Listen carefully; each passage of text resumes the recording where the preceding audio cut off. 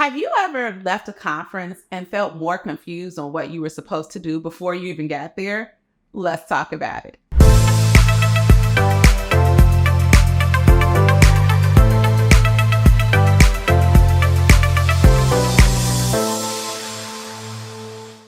Hey everybody, it's Rosemary Lewis, your real estate bestie, and today we are going to answer a question about what to do with all this information that I am learning about my business. But before we get into it, here's what I need you to do. Look, go ahead and subscribe to the channel. That way, every time I post a video, you will know all about it. And while you are there, listen, we are real life real estate besties. So I need you to hop in the comments and tell me, have you ever felt overwhelmed with what we are going to talk about today and what is going to be the one thing that you're going to focus on? Now, that might not make sense yet, so keep watching the video and let's talk in comments. So today's question comes from one of our besties from the great state of Mississippi, and here's what she said. I keep going to conferences and trainings and all the things, and there is so much good information that I am learning. But here's the problem. I don't even know where to start or what I should be focusing on. Please give me some help, bestie. Okay, first of all, thank you so much for this question. And I know that there are a lot of besties out here that feel the exact same way. And ironically, listen, I answered this question after I have just hosted a conference and then I went to a conference. So I am with you. My head is busting open with so much information. And honestly, it can feel a little bit overwhelming trying to figure out where to start. So I'm just going to be honest and tell you what I like to do when I go to conferences, okay? I know that you pay for the ticket or you showed up and you want to get as much information as you can. And I truly, truly believe that that is a great idea. However, you don't want to be so inundated that you are trying to do everything all at once. So I literally like to go into these type of situations and say, okay, what is one major takeaway? What is one thing that I can take away from what I have learned and implement and execute to excellence, or at least try to get to excellence, as opposed to like halfway doing a million little things. So I'll give you one for me. I just left a conference, and honestly, even with the Real Estate Bestie Retreat, nothing that was said from the stage was necessarily new information to me, but it was a reminder, right? A reminder of the things that I know to do. So my major takeaway from both conferences is that, you know what? I need to actively engage accountability. That means, whether it's from my coach, with my team, or with real estate besties. And I know I'm giving you a variety, but like literally have an accountability partner. And I'm walking away with saying, okay, I just need to get back to my daily habits. And those daily habits, like having a night routine, having a morning routine. I know that when I'm doubling down and I'm focused on that, then the business aspects flow, right? I'm more diligent with my money-making activities and things like that. So for you, it may not be habits, but maybe you're saying, you know what?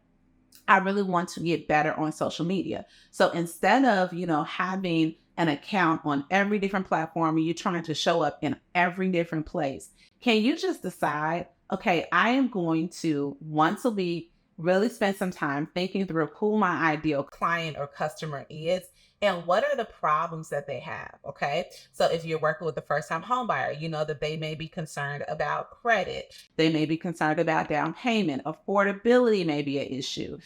Just wrestling with, their first home might not actually be their dream home. Maybe once a week, you're going to brain dump all of those things. And now this week on social media, I'm just going to focus on answering those questions in a conversational way on my Instagram stories, right?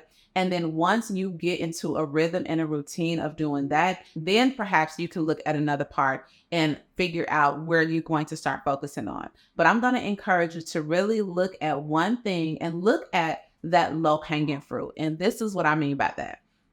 Sometimes we can go to these conferences and you see somebody doing something at a very high level and you think you have to go all in high level.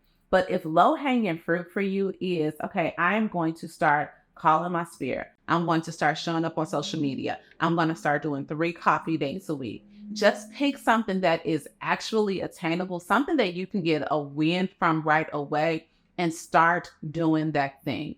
And the biggest thing that I want to encourage you is like, don't get overwhelmed to the point and analyzing and thinking that everything has to be perfect exactly the way the person presented it to you, because overanalyzation will cause you to do nothing, right? And the worst thing would be for you to invest your time, invest your money, invest your energy into going to these things.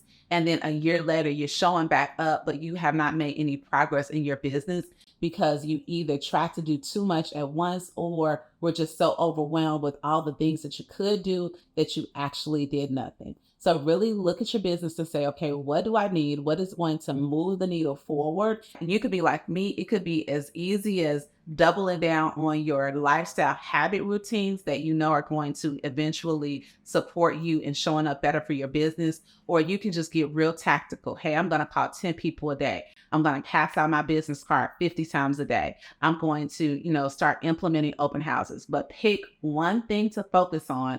And I promise you, you are going to eventually see the fruits of your effort. Okay. So pick one thing only, and just really go all in on that one thing. Now, speaking of one things and speaking of habits, y'all, I am very big on habits that will help you build the business of your dreams. So if you haven't already grabbed a free resource that I have, it is 6 steps to multiple 6 figures. And here's the thing, sometimes making money in this business is so easy that it's hard.